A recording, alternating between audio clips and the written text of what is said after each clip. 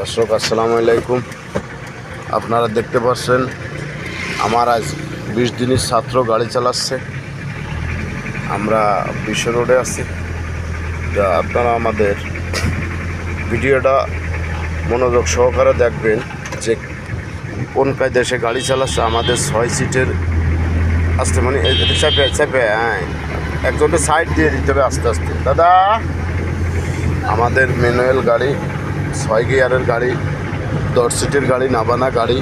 আসতে যা মানে তিনি লাগা যা।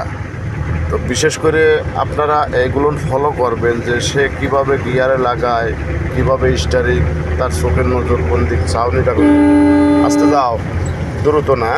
আমরা আস্তে যাই, জোরে জোরে গেলে রাস্তা ফুরে যাবে না, লাভ কি? আস্তে আস্তে চালালে বিষয়টা মাথায় থাকে ভালো, জোরে চালালে বিষয়টা মাথায় থাকে না, ঠিক আছে? এগুলো ফলো রাখতে হবে। তো দর্শক, আমাদের কোর্স আসলে মূলত 1 মাসে কমপ্লিট হয়ে যায়। 1 মাসে সে গাড়ি চালানোর উপযোগী হবে ইনশাআল্লাহ। আমার দেশ বিদেশে অনেক ছাত্র গাড়ি চালাচ্ছে।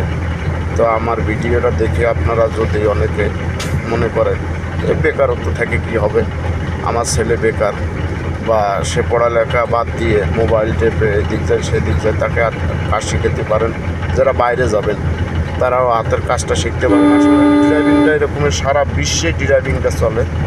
ড্রাইভিংটা এরকমেরও না আবার যে একটা বিজনেস মনে করবেন, যে মনে করবেন যে ড্রাইভারি শিখে আমার কী হবে। না, ড্রাইভারি শিখা মানে আপনার হাতের একটা কর্ম। অনেকে আসলে ইচ্ছা থাকলেও এগুলো পারে না, আর অনেকে ইচ্ছা না থাকলেও এগুলো পারে। তার কারণ মানুষের কে কখন কী হয় এটা আসলে বলা যায় না। আজকে আমি অটো গাড়ি চালাচ্ছি, কালকে যে আমার প্রাইভেট কার হবে না এমন কি আছে। নিজের জিনিস নিজে করতে পারলে অনেক ভালো। অনেকে আছে পার্সোনালভাবে গাড়ি চালান, অনেকে আছে পাড়ার গাড়ি চালান। তো তারা যে যে ক্ষেত্রেই মনে করেন যে ড্রাইভিংটা আসলে সবার জন্য দরকার।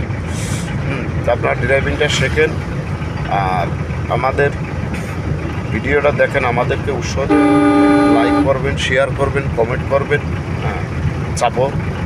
চাপো হরেন্দা বড় সাইকেল ওভারটেক করবা।